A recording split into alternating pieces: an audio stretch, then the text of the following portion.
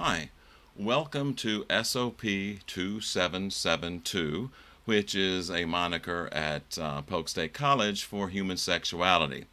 I think it's probably be a little bit more accurate and concise to call it the psychology of human sexuality because we're taking more of a psychological approach to it than we are biological, certainly. There's only one chapter, in fact, devoted to biology or the biology of sex.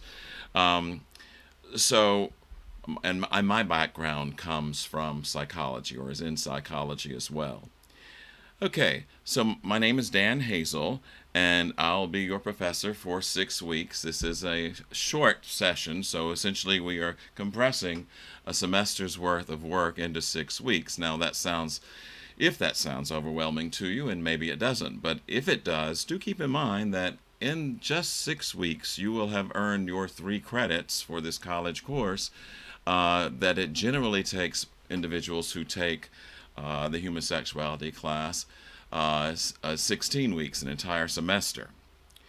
Okay, so many of you probably have already had general psychology, so I'm not going to spend a whole lot of time talking about the nature of psychology and that sort of thing. So basically, let me tell you a little bit about myself, and then we'll jump right in to taking a look at how I have structured and constructed the course inside Canvas and how you access your textbook. So basically, psychology was not my first love when I entered college. I initially majored in English and taught English on the high school level for about 15 years, I believe. Now, I did have an interest in psychology from the very beginning of my college career, probably because of the fact I had some exposure to it when I was taking a literary criticism course for English. And it's like, oh, okay, well, this seems like an interesting field. And then I had a very charismatic psychology professor as well to teach general psychology. Now, as I continued to teach with my bachelor's degree on the high school level, I was working on my master's degree, and I got a master's degree in psychology with a concentration on adolescent behavior disorders. And of course, there were a number of times when students who were admitted, or patients who were admitted, who were adolescents, to the hospital, there would be something of a sexual nature or a gender nature that they presented with when they were admitted to the hospital. One of the most frequent things would be, okay, what the sexual exploitation and sexual abuse occurred quite frequently, in fact, and sadly. Um, there are also things like individuals who were struggling with this. Keep in mind, was in the 1980s when I was working in that psychiatric hospital, that basically these individuals were struggling with their sexual orientation.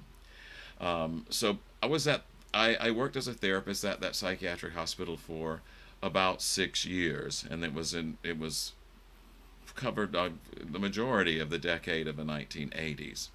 Then after that, as I began to work on my doctorate degree in psychology, then I also had some other clinical experiences too with the Department of Justice, juvenile justice actually, also with neuropsychology, which is very interesting, and also the psychology of aging. All through this, of course, a psychologist has to deal with matters of sex. And so I am no sexologist, but I do have experience in terms of working with individuals for whom sex and gender issues might have been tantamount in their consciousness or in why they were presenting in the therapy room. Okay, so with that said, let's move on over to Canvas. And you see what your professor looks like now, so I'm going to make myself disappear so that you can see my screen much better as I take you on a little tour. So if you go to the home page or to the modules page, you're essentially going to see this. Each module is laid out here, and On the home page, if you access your modules on the home page, you'll have a calendar that will show you what's due, what you need to be working on, right? If you're on the modules page, it just shows you all the modules, right? So let me show you how I laid things out. Now, the very first thing you have to do, besides watching this video, this should be the first thing you're doing, I hope, is the APA style guidelines. Don't get turned off by that because you don't use it much. And you certainly don't use all of the APA style guidelines. You're only going to use the guidelines for writing citations, both in-text citations as well as reference citations. So I give you a worksheet here with this assignment that gives you samples of how in-text citations for articles, for books, also for video, because you watch a good many videos in this course, shows you how to set those up. So you'll need to give your in-text citation, which is a simple one. For example, if you had read something I had written and you were going to cite me in text, it would merely be in parentheses, Hazel, comma, 2022, end of parentheses, period, if that in-text citation appears at the end of the sentence. It doesn't have to. And then there'd be a much longer citation, your reference citation, that occurs at the bottom of your entry. Where do you use this? Because you're going to find a lot of this, most of your assignments are going to be like multiple choice and stuff like that as far as quizzes and tests.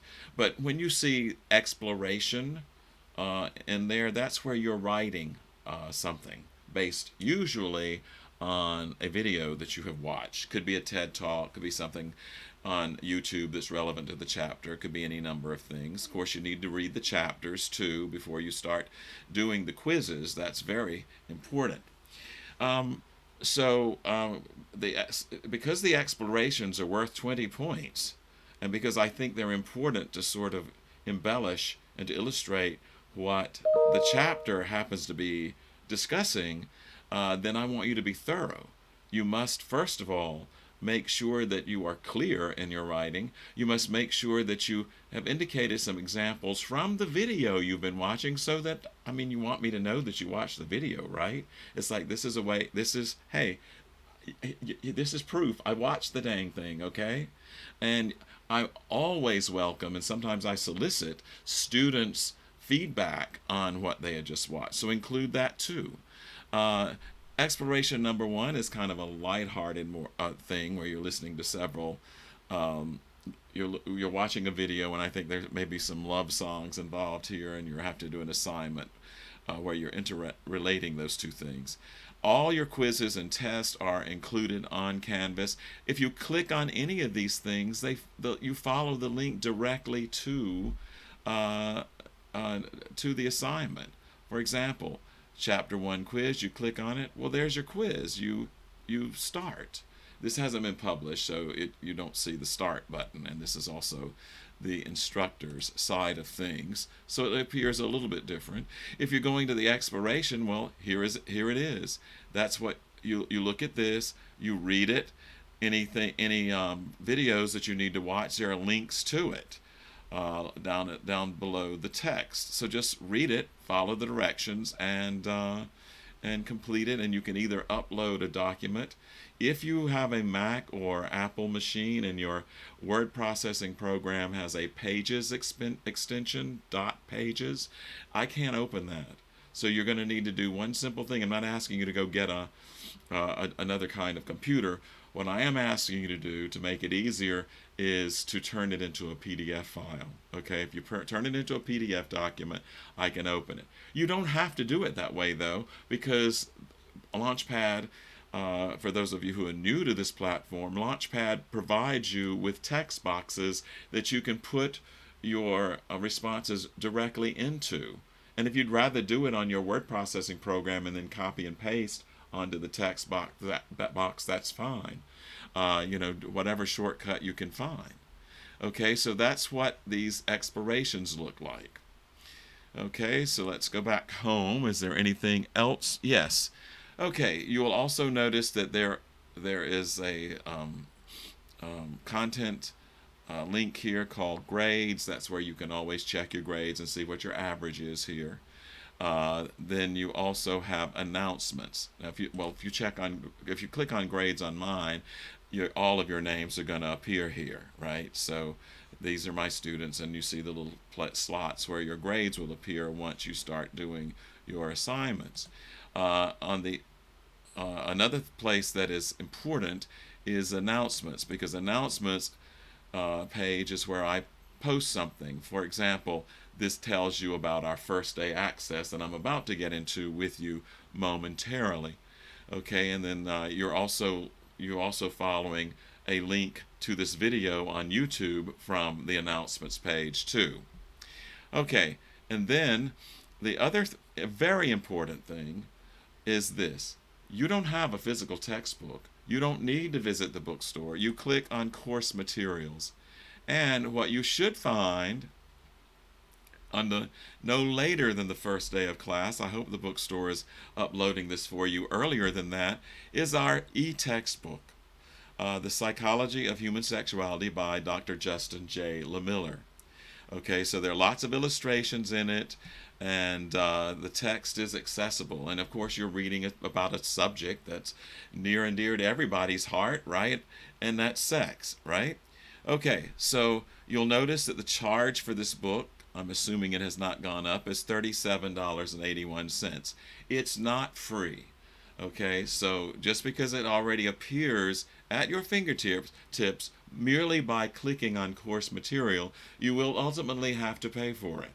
Now, if you have a financial aid package and you qualify for financial aid during the summer, and you have any residual amount on that award, then you can authorize the bookstore, and I think you get a notice through email to go to Passport to authorize that payment. You can tell them to take it out of your financial aid award, and you never feel the pain personally as far as that money is concerned. If you are a self-pay student, or you didn't go through traditional means of getting financial aid, then you're going to be billed for it. But the bill is going to be $37.81. So Wiley Publishing Company guarantees that this is like the lowest price that you can find on an e-textbook. Some students like to buy the physical version. I think this physical version of LaMiller's textbook can be had fairly economically on Amazon, if you like. Okay, so what do we need to do next is go to Syllabus. So give me just a moment while I click here. Okay, this is not the syllabus that you're seeing now. This is actually a breakdown of all the assignments, the deliverables that you have to shove my way, right, as you're doing them. The syllabus that I have concocted, you can either download it onto your desktop, or the method I like to use is preview. But some students like to download it, have it there on their computer, or even print it out. So that's totally up to you. So here's what the real syllabus looks like. You will notice, first of all, that there is a link. If you follow this link, which many of you probably will choose not to do, and that's okay, because I feel pretty confident that I'm doing everything I'm supposed to do as far as covering the objectives in the course. This takes you to the college catalog, to the SOP 2772 course description, and it also gives the objectives that are supposed to be covered by a professor teaching this course. So if you follow that, you can check up on me if you like to see if I'm doing it. Okay, so that's important. This little chart, there's something here that I probably should have taken off, and that is my office telephone number. I'm not keeping physical office hours. If you need to get in touch with me, I'm a very engaged professor with my students.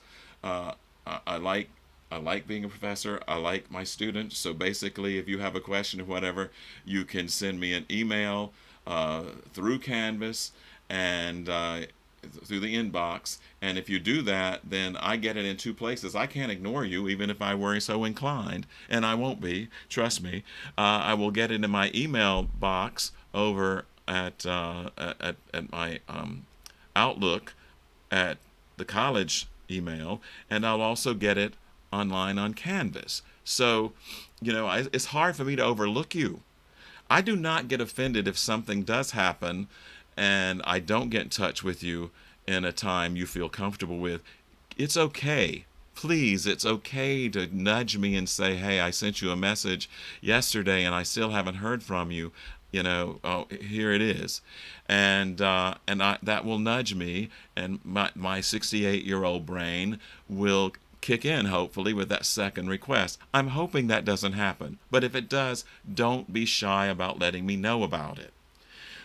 So you can get in touch with me that way. Also, I've included my smartphone number there as well.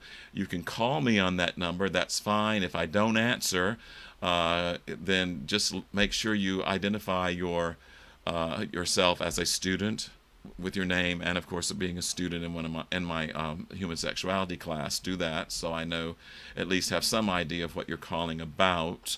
And also you can send text, but again, the first text you send, if you have a question or concern, make sure you identify yourself by name and identify yourself as a human sexuality student, right? So if you do that, then things will go smoothly, I'm sure. Okay, so here's an introduction. I'm not reading all of this to you. I'm not even covering all of it because I anticipate that you as college students will read it.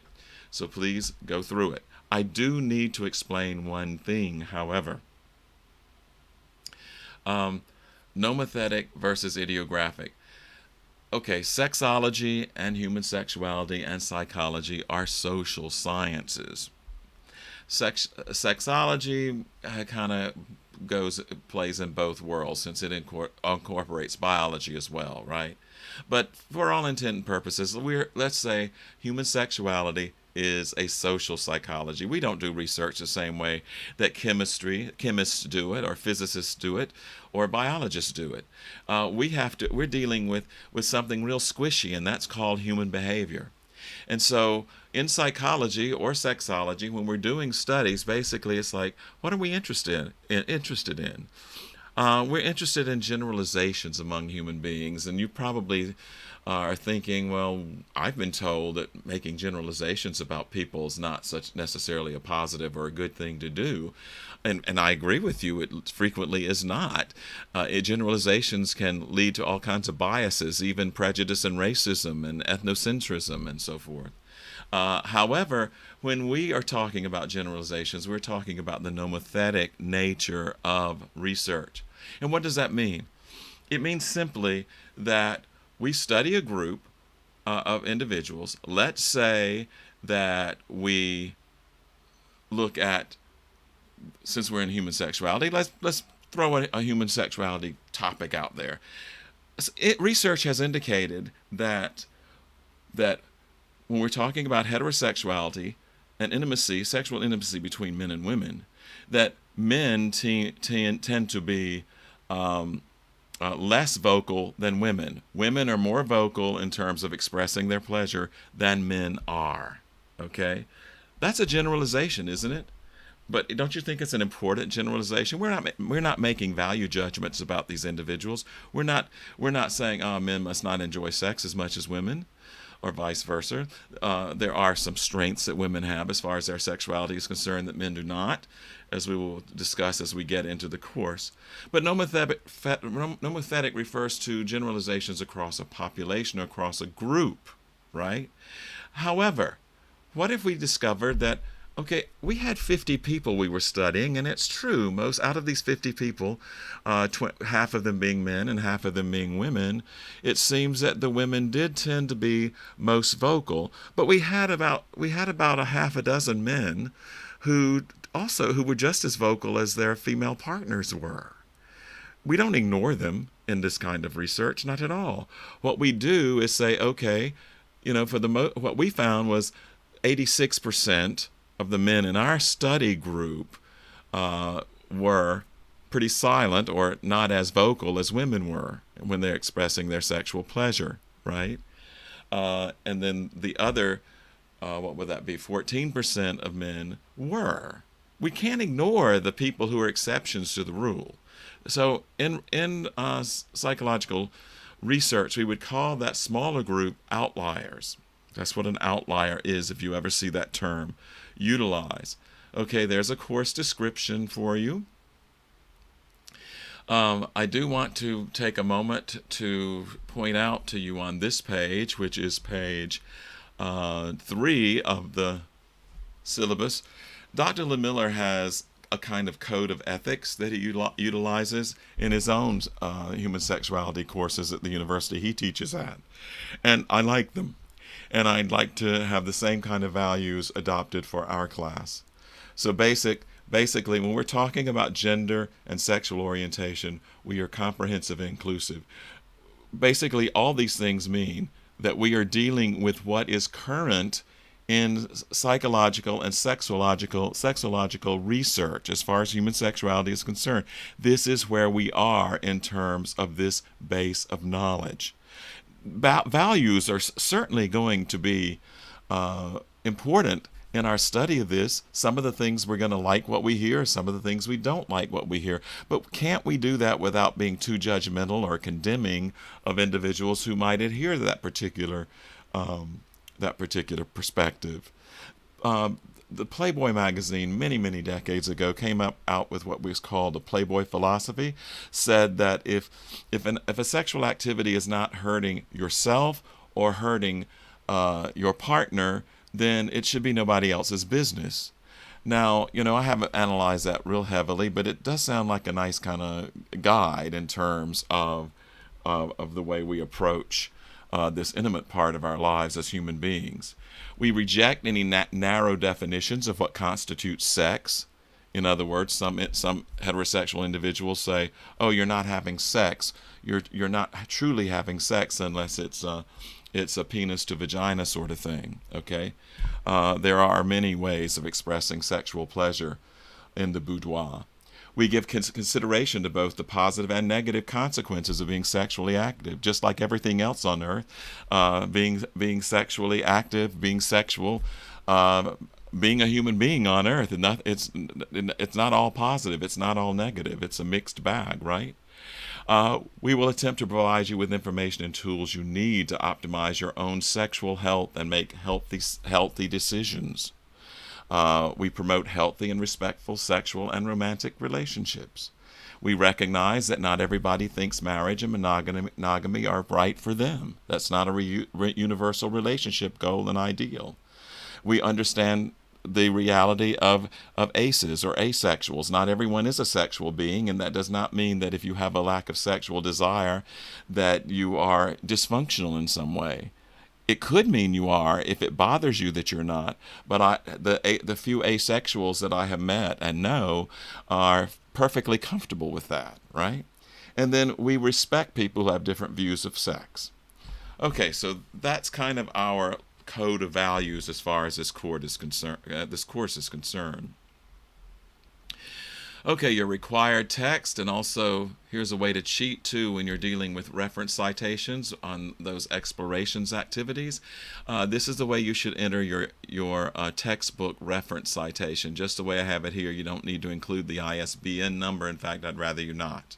And of course, the in-text citation that goes up in the body of your work would just simply be LeMiller, in parentheses, LeMiller, comma, 2018, into parentheses, period, if that appears at the end of your sentence. Okay, so you might want to copy and paste that somewhere, or just have this open at your fingertips and go to page 4 when you need to cite LeMiller, and here you go. Not much work, right?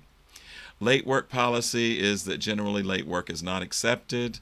Of course, there has to be exceptions made to that rule sometimes, because life does happen, and I understand that. But telling me, this has been a very busy week, or I had to study for this rocket science course that I'm taking, and I had a major test in that one as well as in your course, and that's probably not going to fly. I encourage you to start doing your assignments at the beginning of the week. Our week goes from Wednesday at 12:01 a.m. through Tuesday at 11:59 p.m. So I would suggest, I would suggest to the extent that you're able to do a little bit of your work each and every day, so that it doesn't bog down on you on the weekend. And woe be to you if you decide I'm not going to start this until 7 o'clock on Sunday night, on Tuesday night, I'm sure I can do it. Well, I'm here to say I'm sure you cannot. Not in a way that's going to earn you the points you need. Okay? All right, so I give you contact information if you have any kind of disabilities or other needs, then you might need to go through our Director of Disability and Counseling Services. Her contact information is there. You need to be able, you might want to test your browsers now to make sure you can go to TED.com for TED Talks, YouTube, and lamiller.com. Actually, lamiller.com, I might have one video there, but there's not a whole lot there, so I don't think you have to worry about that too much. Technical related issue. You see I know next to nothing about solving anyone's technical issues. There is contact information listed here if you need to get in touch with somebody to help you out because your computer or tablet is malfunctioning. Okay, student responsibilities here. I do make it very important that I do make the point that it's very important when you're dealing with issue explorations, or what I just call explorations on the modules page, that these be substantive. They're worth 20 points. So therefore, if you're not thorough, substantive, clear, succinct, all those other things that your English teachers have kind of pounded into your head, then you're not going to get the full credit. Okay, here's the way your points shake out. There are 15 explorations altogether at 20 points, potential of 20 points each one. So the potential means the maximum number you can earn. You can obviously lose points by not earning all of them, right? Not by missing questions or whatever, or not being thorough in your narrative or explorations. You can lose some of those points. But if you did them all, and it's like I couldn't find any way to mark anything wrong or to comment on in a negative way, you could conceivably earn 300 points. And I've had students who do. So that's part of it. Your quizzes are worth 20 points each for a total of 15. Your major test, of which there are 4, and your final exam, they are worth 80 points each. So you see where the heavy-duty points are located. When you add those together, 1,000 is the number of points you can earn. You will notice that I assign your grade A, B, C, D, or F on the basis of how many points you have earned, and that's delineated here. You have the capacity of earning a few extra points when you do the APA citation style activity at the very beginning of Module 1. Okay, what else? So there are the types of assignments. I've gone over those. No need to repeat myself there. Now here is a schedule that looks a lot like the one that you find on the modules page, except I tell you what the chapters are. The theoretical perspectives on human sexuality, Chapter 2, research, and Chapter 3 is more biologically oriented than the rest of the chapters are, human sexual anatomy. So these are the things that are due, and here's your due date. The module opens up for you on Wednesday on the 22nd, and it closes on June the 28th. And you will notice a similar pattern for each week. You open up on Wednesday, and all the assignments close down on the following Tuesday. Notice I give you a due date in red in this little column to the left, and if there's a major test alert, or major test that's due during this period of time, I set up an alert for you so that you can see it there. But again, all of this stuff appears on the modules. So, I think I've covered everything. I think you will find that the course is pretty easy to navigate. That's one of the things I take great pride in, is that my students usually tell me at the end of the course when they do the student perception of instruction that they did find it easy to make their way through the course, even though sometimes the work is a bit much or intense, that they certainly were able to stay organized because of the layout. And I hope that you find it that way too. Again, I am very open to hearing from you with any questions or concerns you might have. And last but not least, I very much look forward to working with you this term.